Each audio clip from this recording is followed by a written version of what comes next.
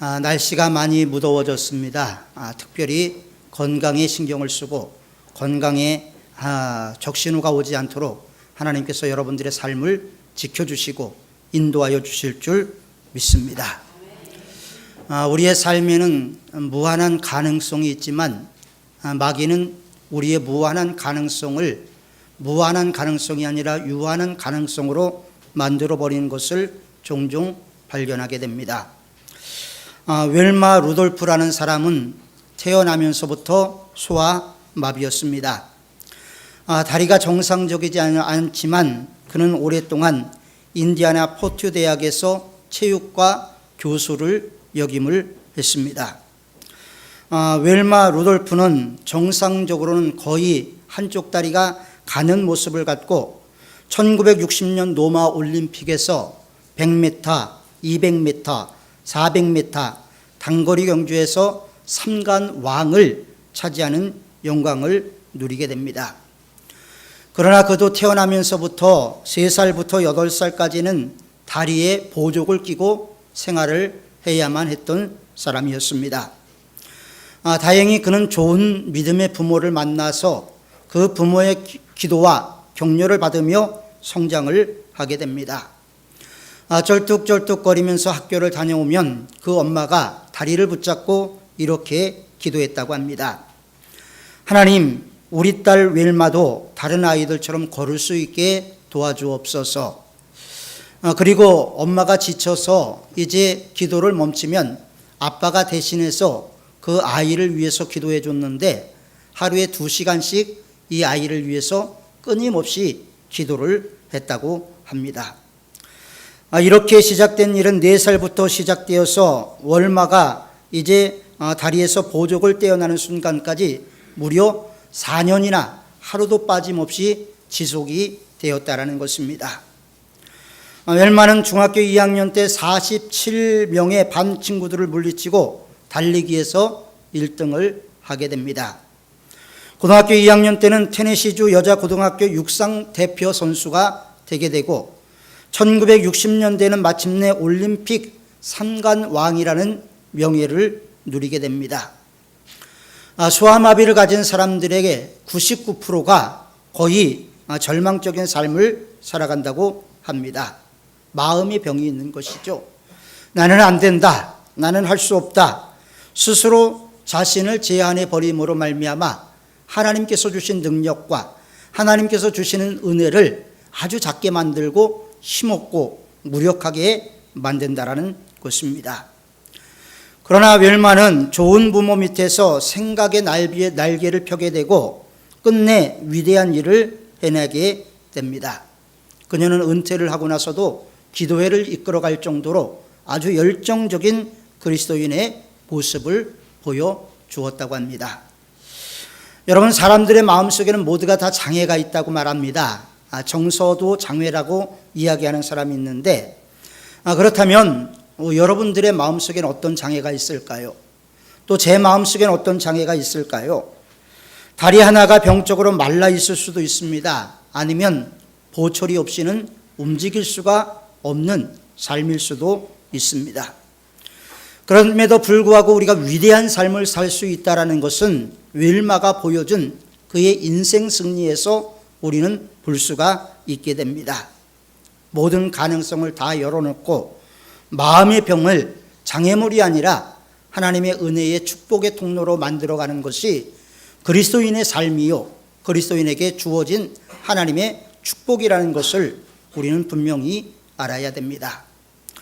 이렇게 꿈과 비전이 있으면 모든 것이 되는데 우리는 대체적으로 돈만 있으면 된다라는 생각을 갖게 됩니다.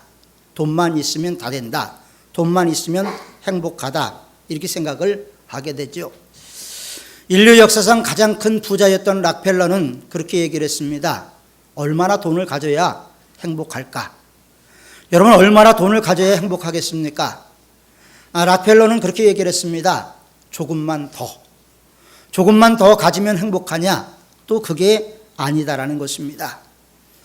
영국의 어떤 위대한 분이 자기 시녀가 하도 나한테 50센트만 있었으면 좋겠다.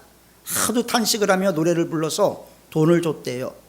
그랬더니 이 하녀가 탄식을 하면서 내가 왜 100을 부를 걸 50만 불렀느냐고 탄식하는 이야기를 들었다라는 이야기도 있습니다. 우리는 소유로서 행복하지 않습니다. 많은 것을 갖고 있음에도 불구하고 불행한 사람이 있습니다.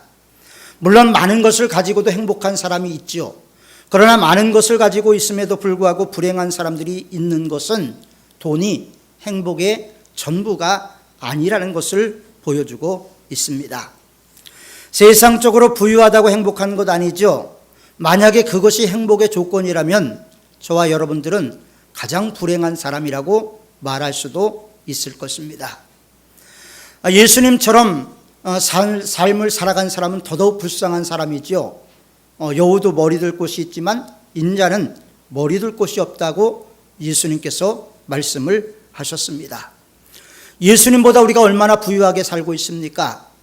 오늘 본문은 우리가 예수님이 우리에게 가르쳐 주신 위대한 교훈을 담고 있는 말씀입니다. 마태복음 5장, 6장, 7장을 우리는 산상수훈이다 이렇게 말씀을 합니다.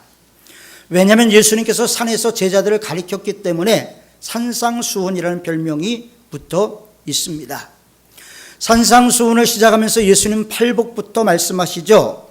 예수께서 무리를 보시고 산에서 제자들에게 무리에게 말씀하여 가르쳐 가라사대 심령이 가난한 자는 복이 있나니 저희가 배부를 것임이요 이렇게 시작이 됩니다. 그리고 오늘 6장의 말씀에서는 천국 시민은 어떤 삶을 살아가야 되는가, 천국 시민으로서의 윤리관을 우리에게 말씀하고 있습니다. 특별히 25절부터 34절까지는 물질 때문에 염려하고 물질 때문에 근심하고 물질 때문에 걱정이 많은 우리들에게 예수님께서 특별히 권면하고 있는 말씀을 보게 됩니다.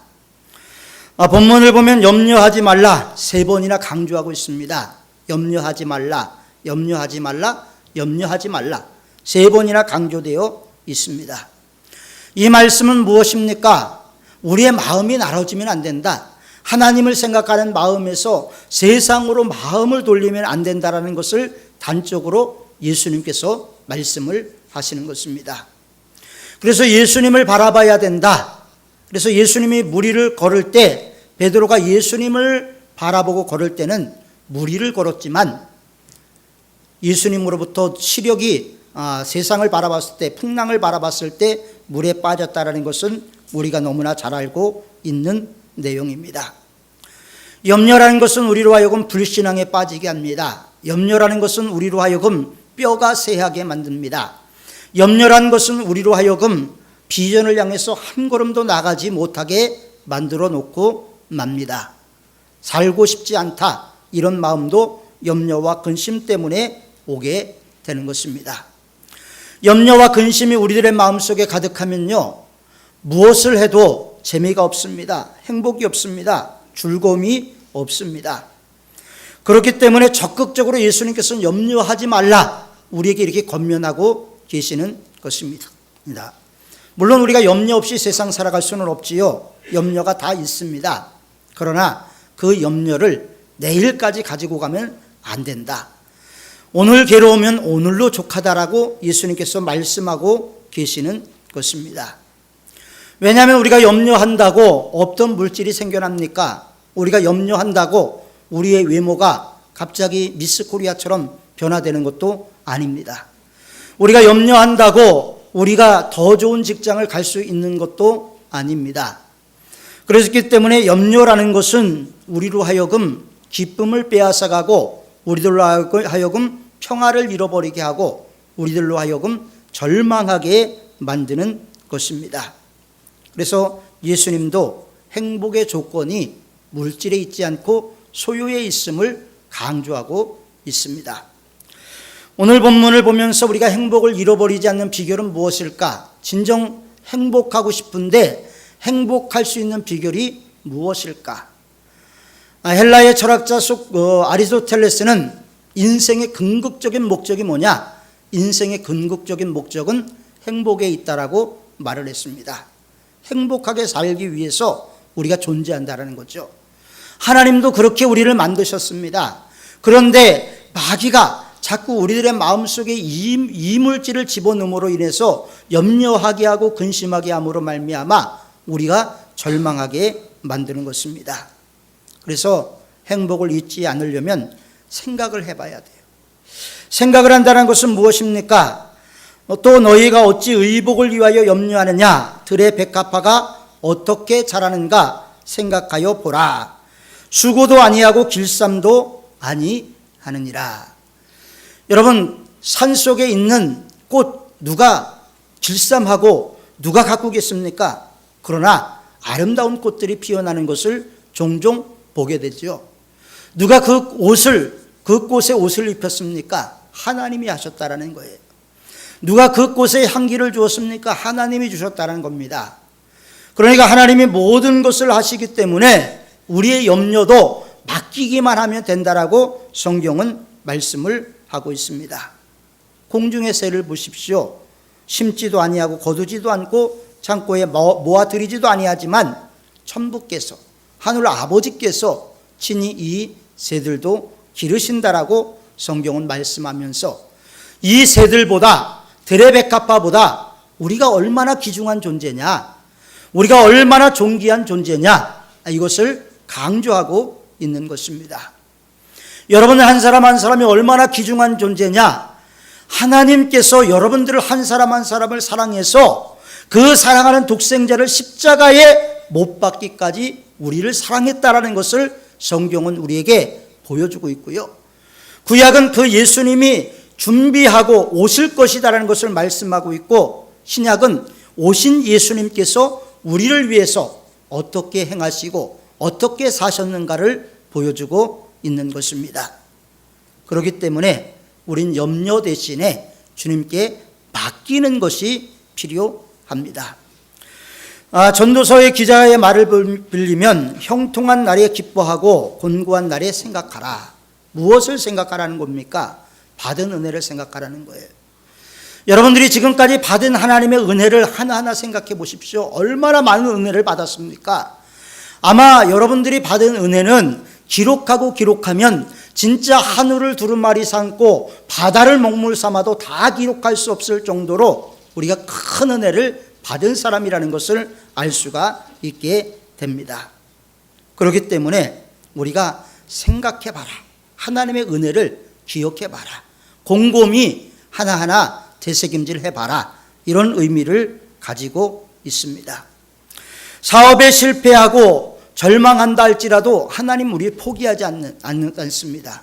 재물이 우리를 떠나가도 우리를 포기하지 않습니다. 우리가 절망 가운데 있어도 하나님 포기하지 않아요. 왜 포기하지 않습니까? 그만큼 우리를 귀하게 여기시기 때문입니다.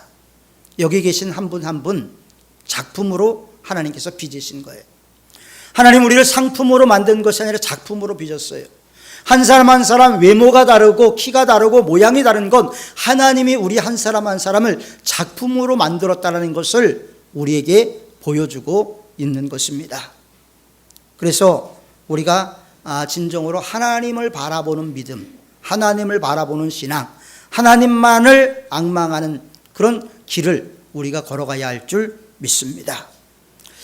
옛날에 카르타고에 한니발이라는 사람이 있었습니다. 근데 이분에게 참 유명한 장군이었는데요, 한쪽 눈이 없었어요. 시각장애자였어요. 어느 날 화가를 불러서 자기 자신의 초상화를 그리게 했습니다. 화가가 그림을 그리면서 한쪽 눈이 없는 걸 그렸어요. 그랬더니 한니발이 화가 났습니다. 그래서 그 그림을 그린 화가를 죽여버렸습니다. 그러니까 이제 또 다른 화가를 불러서 그림을 그리겠어요. 그러니까 이 화가가 먼저 한쪽 눈이 없는 걸 그렸다가 죽임을 당했으니까 나는 두 눈이 있는 것을 다 그려야 되겠다. 그래서 두 눈이 있는 걸 다 그렸어요. 그랬더니 내가 한쪽 눈이 없는데 나를 조롱했다. 그래서 이 사람도 죽였어요. 세 번째 사람에게 자기를 그리라고 했습니다. 첫째 사람이 한쪽 눈 없는 걸 그렸다 죽고, 두 번째 사람이 두 눈 그렸다 죽고, 그러니까 얼마나 고민이 됐겠습니까? 고민을 하다가 옆모습을 그렸답니다. 그래서 한쪽 눈이 안 보이는 쪽을 안 그리고 보이는 쪽만 그렸더니 그때서 한니발이 좋아했다. 이런 일화가 있습니다. 우리의 삶은 어떤 방향, 어떤 모습으로 보느냐에 따라서 상당히 다른 각도로 볼 수가 있습니다. 미술도 마찬가지지만 문학이나 모든 예술 장르에서 그런 것이 있습니다. 여기 있는 화초를 볼 때도 정면으로 바라보는 것과 밑에서 위를 바라보는 것과 위에서 아래를 바라보는 것과 다 각도가 다르고 모양이 다르지요. 그것처럼 우리가 인생의 어느 부분을 바라보느냐는 상당히 중요하다는 겁니다. 그래서 우리가 바라봐야 될 대상이 무엇인가? 하나님이라는 것을 분명히 알아야 할 것입니다. 30절에 분명히 말씀하고 있습니다. 오늘 있다가 내일 아궁이에 던지는 들풀도 하나님이 이렇게 입히시거든. 자, 오늘 있다가 내일 아궁이에 들어가는 들풀도 하나님이 이렇게 입히신다라고 말씀을 하고 있습니다. 하나님의 작품이라는 거죠. 그런데 우리가 들풀보다 얼마나 귀하냐, 이것을 예수님은 계속해서 강조해서 우리에게 말씀하고 있기 때문에 우리의 삶이 어둠이 있고 우리의 삶에 낙심이 있고 우리의 삶에 절망이 있다 할지라도 하나님이 함께 하시는 순간, 하나님이 우리의 길을 지도하는 순간, 우리가 하나님의 손에 붙들리는 순간 우리의 삶이 바뀌어질 것이다라는 것을 우리는 분명한 믿음을 갖고 살아가야 되는 사람들입니다. 이것이 행복의 비결이 있는 것입니다.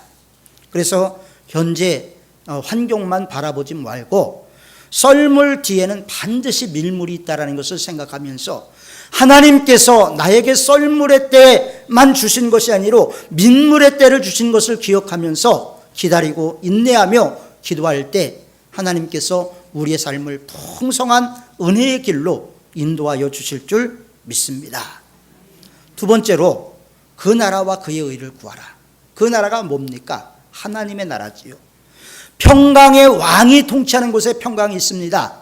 의의 왕이 통치하는 곳에 의가 이루어집니다. 우리 예수님은 평강의 왕이요 의의 왕이라고 성경은 분명히 말씀을 하고 있습니다. 우리의 생각이 궁극적이고 긍정적이고 또 신령하고 희망적이라면 우리 인생은 신앙적으로 해결할 수가 있게 되는 것입니다. 그래서 6장 33절 상당히 중요한 말씀이죠. 산상수훈의 주제인 말씀이에요. 뭡니까? 우리 33절, 6장 33절 우리 함께 읽겠습니다. 시작. 너희는 먼저 그의 나라와 그의 의를 구하라. 그리하면 이 모든 것을 너희에게 더하시리라. 자, 무엇을 먼저 구하라고 말씀하셨습니까? 너희는 먼저, 우리가 가장 먼저 해야 될 일이 무엇인가 말씀하고 있죠. 가장 먼저 무엇을 해야 되느냐? 그의 나라와 그의 의를 구하라고 분명히 말씀하고 있고요. 그 이후에 그의 나라와 그의 의를 구했을 때 이루어지는 열매, 이루어지는 축복을 말씀하고 있는데 이 모든 것을 너희에게 더하시리라. 이 모든 것이 무엇입니까? 무엇을 먹을까? 무엇을 입을까? 염려하는 이 모든 것을 더하여 주신다. 풍성하게 주신다. 이 말씀을 우리 주님께서 약속하고 계시는 것입니다. 그럼에도 불구하고 우리가 풍성한 은혜를 누리지 못하는 이유가 어디 있습니까? 먼저 하나님의 말씀을 믿지 못하는 거예요. 하나님의 약속을 믿지 못하는 거예요. 믿음이 있으면 역사를 만들고 믿음이 있으면 기적을 만들고 믿음이 있으면 새 삶을 살아갈 수 있는데 믿음이 약한 거예요. 누구를 향한 믿음이? 주님을 향한 믿음이. 성경에 약속한 모든 말씀이 반드시 이루어질 것이다라는 믿음과 확신이 있으면 우리의 삶이 달라질 수가 있게 되는 것입니다. 그래서 우리는 기도하고 또 하나님 만나고 성경 읽고 주님과 더불어 교통하는 삶을 살아야 되는 것입니다. 왜 예배를 강조하는지 아십니까? 여러분들이 예배 드리고 나서 나가서 믿음 생활을 계속 이어서 하는 사람들이 많지가 않기 때문에 그래요. 예배 드리고 나서 집에 가서 큐티를 하고 성경을 읽고 기도 생활하는 사람들이 많지가 않기 때문에 예배를 강조하는 이유가 바로 거기에 있는 것입니다. 우리는 희망을 위해서 부름을 받은 사람들입니다. 하나님께서 우리를 인도하여 주신다라는 약속으로 우리를 부르신 것입니다. 문제거리가 있다 할지라도 그것을 해결시켜 주시고 수고하고 무거운 짐진 자들아 다 내게로 오라 말씀하신 주님께 나아가기만 하면 주님께서 우리의 문제를 해결시켜 주시는 것입니다. 그렇기 때문에 예수님을 인격적으로 만난 사람은요, 재산을 잃어버려도 행복을 느끼게 됩니다. 우리가 삶을 살아가면서 행복한 것, 예수님을 인격적으로 만들 때만 가능합니다. 그래서 어거스틴은 말합니다. 예수님을 만나기 전에 자신의 삶과 예수님을 만난 이후의 자신의 삶, 늘 자기의 마음속에 공허함이 있었고 허무함이 있었고 절망이 있었지만 예수님을 만난 그 순간부터 즉 자기 마음속에 빈 공간에 하나님의 은혜가 채워지니까 감사할 수 있고 행복할 수 있었다라고 말하고 있는 것을 보게 됩니다. 이제 여러분들의 마음밭에 마음속에 하나님의 은혜가 충만하길 축원합니다. 하나님의 말씀이 충만하길 축원합니다. 하나님을 향한 열망이 충만하길 축원합니다. 세 번째로 자족하는 마음을 가져야 돼요. 있는 것에 감사하는 마음이 있어야죠. 많은 사람들이 내가 가진 것에 감사하기보다는요, 없는 것을 생각을 합니다. 없는 것을 생각을 해요. 우리가 얼마나 풍족한 삶을 살아갑니까? 여러분들의 집에 가면 화장실에 수건을 쌓아놓고 살잖아요. 치약을 쌓아놓고 살잖아요. 비누를 쌓아놓고 살잖아요. 몽골에 있던 사람들이 한국에 오면요, 가장 이해가 안 가는 게 왜 저렇게 쌓아놓고 사느냐. 그때 필요할 때마다 사서 쓰면 되지. 여러분, 몽골 생활 문화를, 여러분들이 주거 문화를 알죠? 게릅니다. 천막이에요. 사다가 쌓아놓을 수도 없습니다. 그러니까 그들의 문화에서 볼 때는 우리가 너무나 풍성하게 잘 사는 문화로 보이게 되는 거예요. 우리가 하나님의 은혜를 느끼면 우리가 풍성한 것을 누릴 수가 있는 것입니다. 그래서 34절에 내일 일을 위하여 염려하지 말라. 내일 일은 내일 염려할 것이요 한날 괴로움은 그날에 족하니라. 오늘 성경에도 분명히 우리에게 괴로움이 없는 것 아니다. 괴로움이 있지만 한날의 괴로움은 그날로 족하다. 그날 괴로움으로 끝내라고 성경은 말씀하고 있습니다. 괴로움이 뭐예요? 악한 것입니다. 악한 것. 그렇기 때문에 우리가 한날을 지내면서 괴로움과 환난을 당할 때 우리가 하나님을 바라보고 내 삶을 바라보고 만족할 수 있는 마음이 돼야 돼요. 조금만 더 하다가 하나님을 놓칠 수가 있기 때문입니다. 그래서 우리 모두는 다 생각을 바꿔야 돼요. 우리 생각, 우리가 원하는 대로 이루어지지 않습니다. 여러분들이 원하는 대로 인생을 살아오게 되든가요? 여러분들이 인생을 지금까지 살아오면서 내가 원하는 대로 되든가요? 된 게 거의 없습니다. 하나님 앞에서 우리가 늘 썰물 때일 때가 많았습니다. 그러나 밀물 때가 반드시 오게 될 것입니다. 미국의 캘리포니아에서 어떤 부인이 신문에 광고를 했대요. 어떤 광고를 했냐면 급구 남편을 염가에 양도합니다. 남편과 함께 남편의 사냥도구와 골프채, 개까지 끼워드립니다. 그러자 많은 사람들이 연락이 왔대요. 연락이 왔는데 남편이 살아있는 것만 해도 감사하라. 이런 이야기가 왔다랍니다. 여러분, 우리가 얼마나 작은 일에도 불평합니까? 우리가 작은 일에도 불평하지만 우리가 가진 것을 보면 불평할 것보다는 행복할 게 많다라는 것을 우리는 분명히 알 수가 있습니다. 오히려 욕심이 잉태한 즉 죄를 낳고 죄가 장성해서 사망을 낳을 수 있다는 것을 우리가 기억해야 할 것입니다. 우리는 하나님으로부터 큰 은혜를 받았습니다. 그리고 그 하나님께서 우리에게 약속을 주셨어요. 무슨 약속을 주셨습니까? 먼저 그의 나라와 그 의를 구하라. 그리하면 이 모든 것, 우리가 무엇을 먹을까, 무엇을 마실까, 무엇을 입을까, 이 모든 것을 더하여 주실 것이라고 분명히 약속을 하고 있습니다. 오늘도 세상의 염려와 근심 보따리 가지고 오셨습니까? 주님 앞에 다 내려놓고 평안한 마음으로 돌아가시길 바랍니다. 마음속에 질병을 갖고 왔습니까? 주님 앞에 다 내려놓고 치유받고 돌아가는 은혜가 있기를 바랍니다. 우리 하나님은 살아계신 하나님이, 우리가 이것을 잃어버리면 우리의 믿음의 근간이 흔들립니다. 살아계신 하나님, 전능하신 하나님께서 오늘도 내가 너와 함께하리라 말씀하시고, 그 함께하시는 하나님께서 우리에게 풍성한 은혜를 주시겠다고 약속을 하고 계십니다. 하나님이 약속하신 것, 우리가 한 귀로 듣고 한 귀로 흘리는 것이 아니고 우리 삶 가운데 받아 누려서 은혜가 가득하고 행복이 가득한 우리 사문의 성도들이 다 되시길 주님의 이름으로 축원합니다. 기도하겠습니다.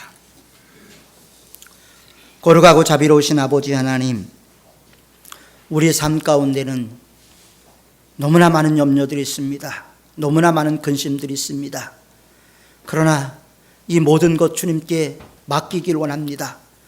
우리가 주님께 맡김으로 주님께서 주시는 위로, 주님께서 주시는 평안, 주님께서 주시는 소망이 우리 안에 충만할 수 있도록 도와주옵소서. 현실을 바라보면 우리에게 희망이 없지만 주님을 바라보고 나가길 원하오니 주님 우리에게 소망이 되시고 우리에게 능력이 되시고 우리에게 치유가 되시고 우리에게 권능이 되어주셔서 우리의 삶이 풍성한 은혜의 삶이 될 수 있도록 축복하여 주옵소서. 예수님의 이름으로 기도하옵나이다. 아멘.